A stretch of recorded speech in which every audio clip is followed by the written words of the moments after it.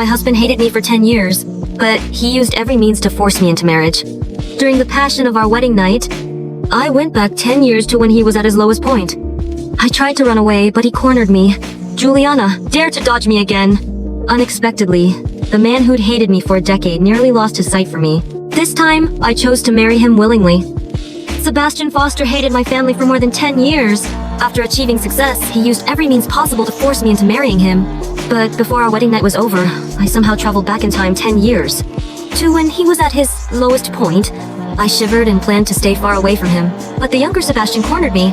His tone was menacing. "Try hiding from me again if you can?" When I appeared at the banquet in my formal attire, I was actually confused. Just a moment ago, it was still my wedding night with Sebastian. He had drunk some alcohol and coaxed me, pinning me down on the bed, murmured, "Don't move."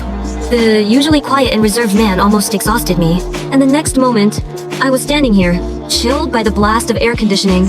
I could only subconsciously grab onto Sebastian's sleeve. Almost dreamily whispered, "Honey, it's so cold here." Silence descended around us. The glaring lights filled my vision, and the intimacy and emotions gradually faded. I gradually recognized the people around me. And I was suddenly startled. Isn't today my wedding night with Sebastian? Why are there so many people? "Excuse me, I need to step out." A faint voice came from above. The next moment, I was led into the preparation room. A hand suddenly grabbed my neck, and the icy fingers tightened made me smother. A familiar, yet cold voice sounded around me. "Miss Barnett, have you found a new way to humiliate me?" When I saw his face, I was stunned. It was a much younger Sebastian. His eyes lacked the shadow and menacing look that had been shaped by the passage of hard time. Only straightforward indifference remained. It was as if he was meeting me for the first time. I couldn't help but look at the electronic clock in the corner of the room. The numbers jumped past midnight. The date automatically updated. It showed 10 years ago. Thoughts surged in my mind like waves. I had unexpectedly traveled back in time for 10 years. At this time, Sebastian had not yet become the terrifying business tycoon that struck fear into people's hearts. He hadn't nearly lost his life due to the machinations of various powerful families. However, remembering the completely crazy Sebastian of 10 years later, I couldn't help but shudder. Back then, City A had already become his domain. In just 3 years, several prominent families had been destroyed by him. Only our Barnetts. Sebastian spared the Barnett family, and he ordered them to send me for an arranged marriage. I spent 3 years by his side. I witnessed firsthand how he transformed from being initially obsessive to becoming cruel and insane. Yet, on the eve of our wedding night, I discovered Sebastian's suicide note. This madman actually wanted to destroy his own business empire with his own hands, taking everyone down with him. So, I got him drunk on our wedding night, hoping to persuade him to leave me some inheritance. But, before I could say anything, I found myself here.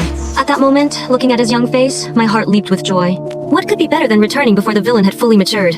Of course, it was best to get as far away as possible before he became corrupted. Before I could gather my thoughts, the door was suddenly pushed open. Several young men leaned in the doorway, smirking maliciously. "Sebastian, aren't you supposed to be so dignified? Wanting to build a relationship of the Barnett family in such a despicable way, huh? Where are the security guards? Get him out of here!" In my previous life, I was merely a bystander, watching all of this from the crowd. But after experiencing so much, I realized how vile their words were. Bastard. Born to a mother, but never properly raised. After all, my parents had also left me early on. Sebastian, standing nearby, had his eyes downcast, his expression cold and distant, as if he had grown accustomed to such treatment. I picked up a fork and threw it at them. "Shut up!" Accompanied by the sound of breaking dishes, they fell silent. Dare you say those words in front of my elder brother Julio? Only then did they remember that our family elders had also passed away. Saying such things in front of my brother meant courting death. As they got up, they muttered resentfully. "His father's in prison, his mother's dead, and they're a family of debtors who don't pay their debts. What do you think he is? Juliana, I advise you to stay away from scum like him."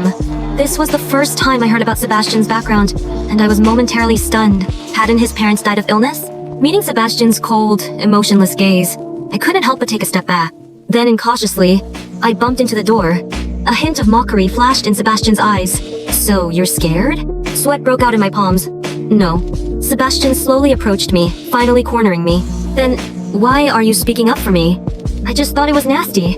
Julio taught me to do that since I was young." Sebastian's eyes darkened. "Did Julio teach you not to be so charitable?" Seeing that I was frightened to the point of paleness, he straightened up. Julio's challenge. I had received it. Seeing the arrogant words on it, I felt dizzy. What is this? My survival instinct kicked in, and I snatched the challenge letter and tore it to shreds. Julio says he surrenders. A sneer of contempt curled at the corner of Sebastian's mouth, his gaze sharp as a blade. "Is that so? Do you know what the stakes are?"